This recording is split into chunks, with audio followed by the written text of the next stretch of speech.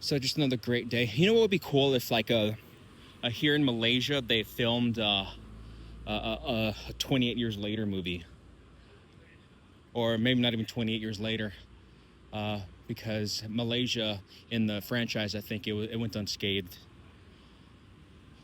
But that would be pretty cool, pretty freaking cool to see the movie, the franchise, to basically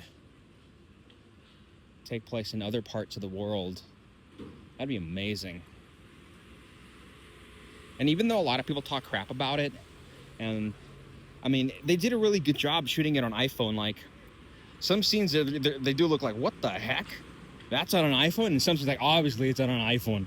I just love the fact that they filmed it on iPhone, and it made a lot of money. It made $151 million, and the only reason it was so expensive is because well, they filmed it in England. They could have probably cut the production by 50% or more if they filmed it somewhere else. Like maybe if they filmed it like somewhere rural Alabama. But it's a British movie that takes place in England, so that makes sense.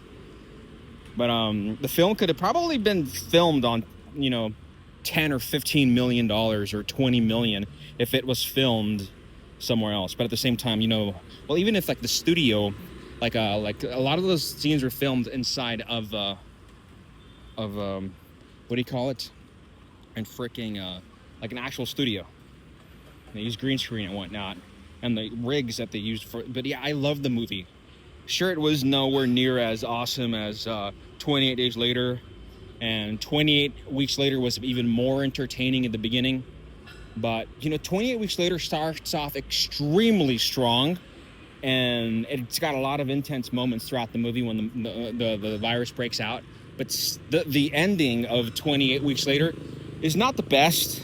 It is cool that it takes us to England. To Paris. But so basically 28 years later starts off strong, and then it just ends terribly.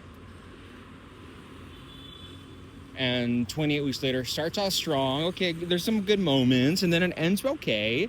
That's interesting. It opens the door for the virus to, be in mainland Europe, and the movie takes place in mainland Europe. And I think if 28 years later actually does very well, who knows, we might end up getting another spin-off that takes place within 28 days. Maybe they should start a what do you call it? A like maybe if the if the Cillian Murphy does a good job and it does really well, they might greenlight another trilogy.